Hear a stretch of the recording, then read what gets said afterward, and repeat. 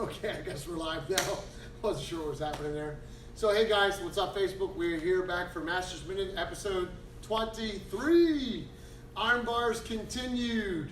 Now look, there's 1,000 different ways to do arm bars. We're just gonna cover 2 other ones tonight, and then we're moving on to the next things, okay? So last week we went over close range. Come on out, Gene. We did close range here where we were in close and he got a hold of the hand here or the opposite side when we were here. Today what I want to talk about is when he has me up top by the shoulder or even as far around as the back of my collar or even just having a hold of my neck, okay? So let's just go back to the shoulder here. So he's got a hold of me here. I'm always watching out for the other arm. Now, one thing I'm looking for, if we're bent in close range, I'm going to use other skills to take him down. Either pull down sweep, we're going to go over here, go under, whatever it may be. If his arm's a little longer, I'm going to work on locking the arm up. Okay, so I'm going to move the arm up, and then I'm going to turn it and bring it down.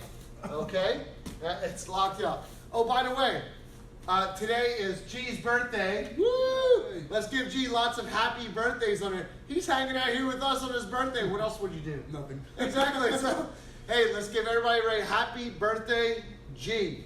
All right, let's get that going. So, one more time, he's in here.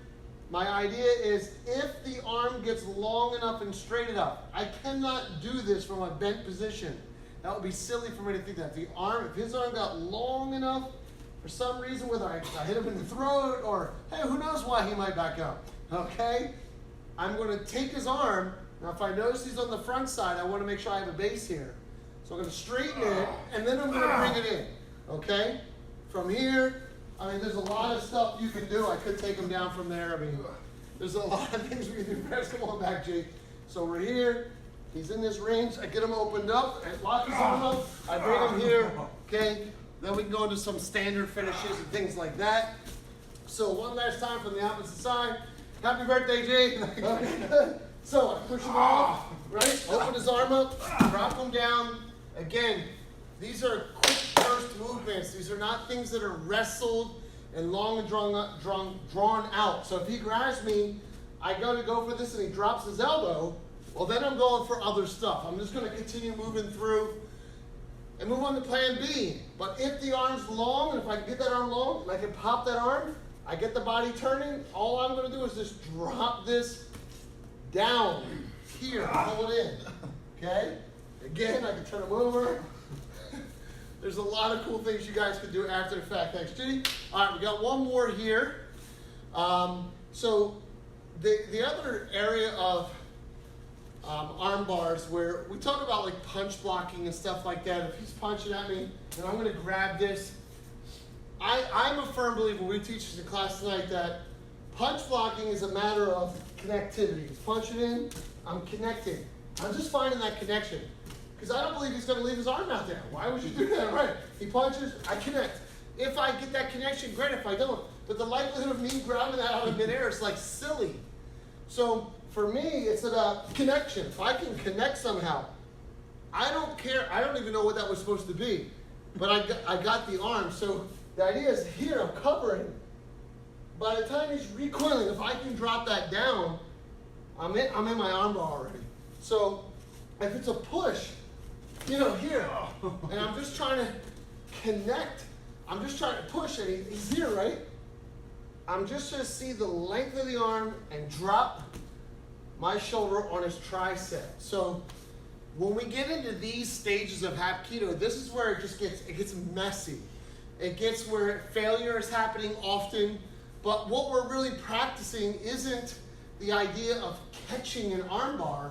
It's the idea of just, you know, the move, like just being able to flow through a movement, find that movement. If he's pushing here and I move down here, I'm able just to flow through a movement. I mean, if he throws a fast cross at me, boom, there's no way I'm going to come back and try to grab his arm. So I want you to understand that punch blocking is all about flow of movement. So even in our classes, when we're practicing moves like this, and we're doing this, I expect his arm to be gone already. But all I'm doing is learning here. I'm just learning how to do that. I don't ever believe I'm going to get that But when he punches, you know, if I can at least go here, maybe I can get a hold of something, you know, start utilizing the tools that I know to break him down and take him down, then I could do that. So again, deflecting if he's punching in here. If I happen to get it, great. If not, I'm going to fire back with whatever skills come after. So when you're practicing punch blocking, I want you guys to remember, it's not about getting the skill, it's about flowing into the next thing.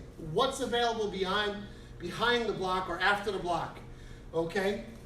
We teach some very basic fundamentals with punch blocking, but we're very clear on the subject matter and the purpose.